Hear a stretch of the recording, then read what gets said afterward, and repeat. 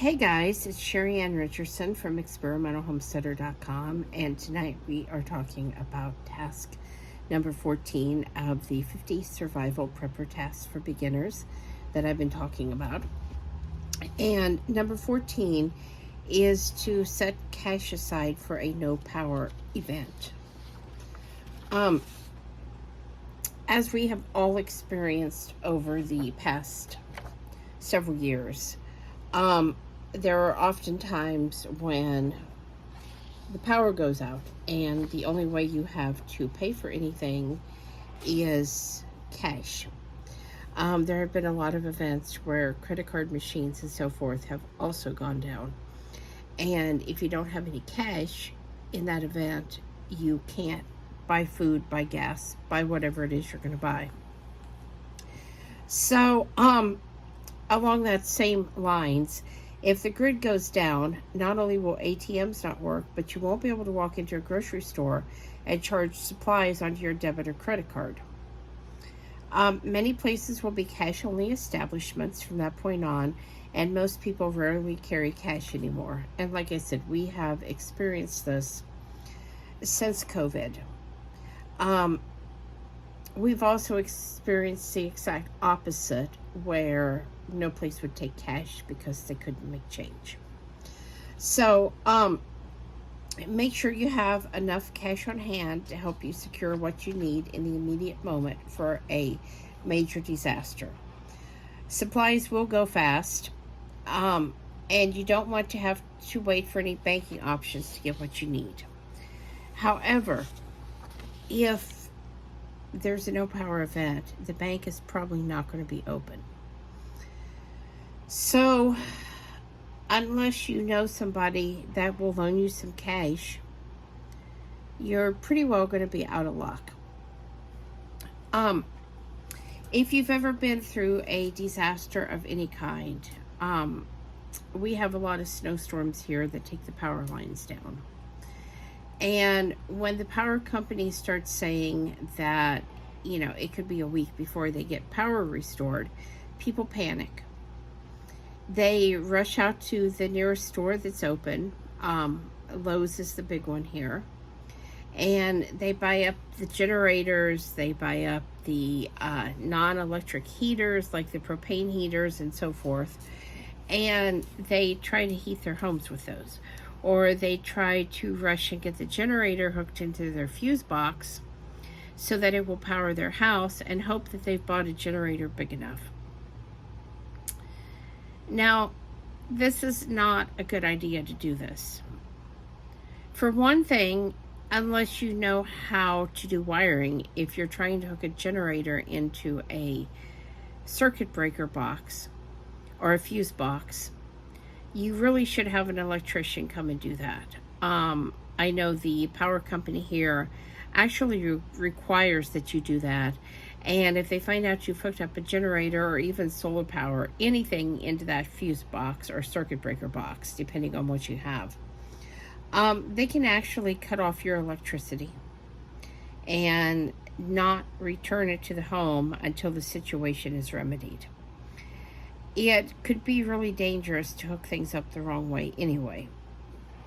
So that's why, if you're thinking that you're going to get a generator, it's always best to buy it well in advance of any kind of disaster that might happen, any kind of the grid going down or anything.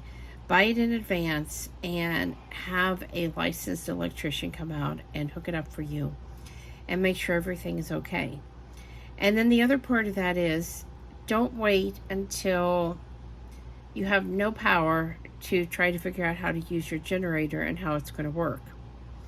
You actually need to use it and test it and kind of figure out how it's going to work, what it's going to run, how often you need to refill the tank on it, if you've got a gas-powered one.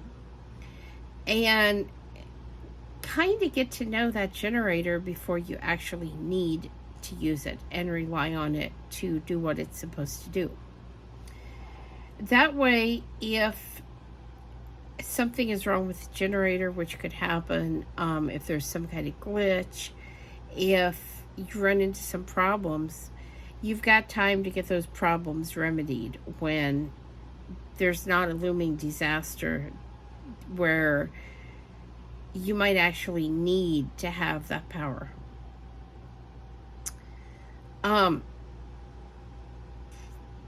Again, the cash. As you're putting cash away, and many people used to use the envelope system to do that. But as you're putting cash away to keep for an emergency situation, you want to keep smaller bills. I would actually keep a mix of bills, but I would make sure that I had a lot of ones and fives. That way, if you're going out and you're going to buy something and say it's going to be $2, you can put that $2 in your pocket and pull it out. And instead of people seeing a wallet or a billfold full of money, they're going to think that you don't have any. And, look at this person. They just pulled out $2 or even pulled out change to pay for what they wanted. So they must not have anything.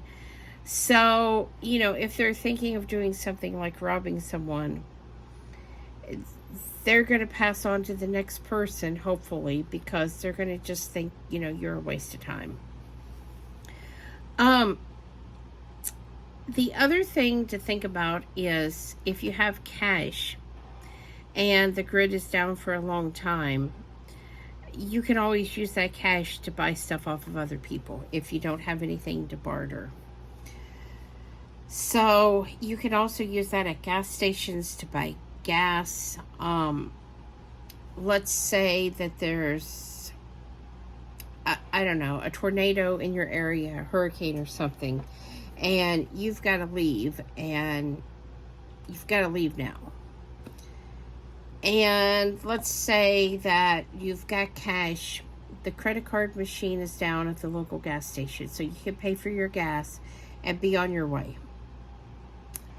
Let's say you now get to the hotel that you're going to stay at. And let's say the credit card machines are still down, but you really need a room because you need to get off the road. You need to get in a safe, dry place. And you need to get your thoughts together.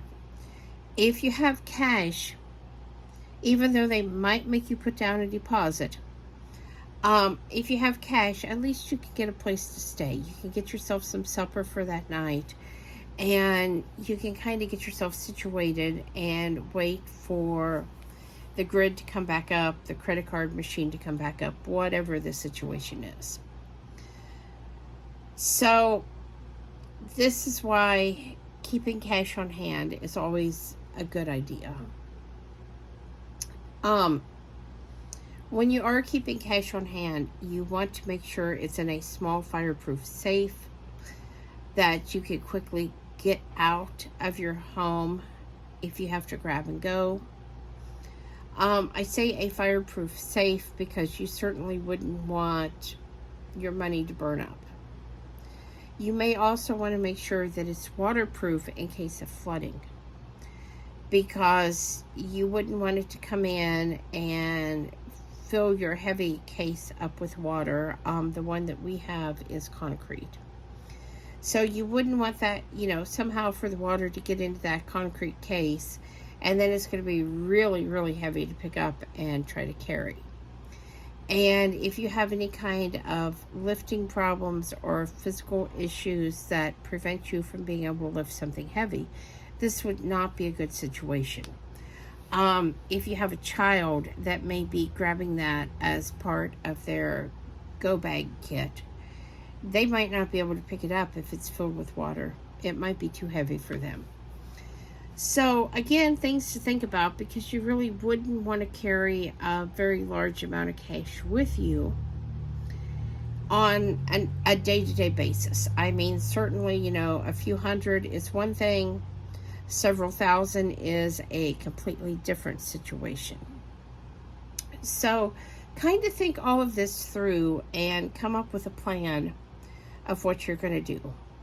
With that said, we do have several planners at shop.experimentalhomesteader.com. that you may want to check into.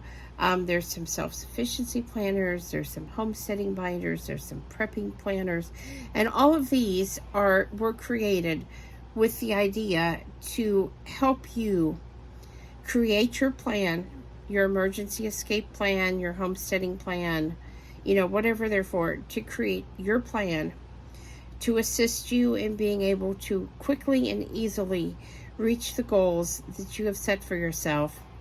And in the case of an emergency, to have that plan in place so that the whole family knows what it is, and all of you can get out and get someplace safe and be together. So anyway, guys, please subscribe, thumbs up, thumbs down, comments below. Thanks for watching, and have a great night.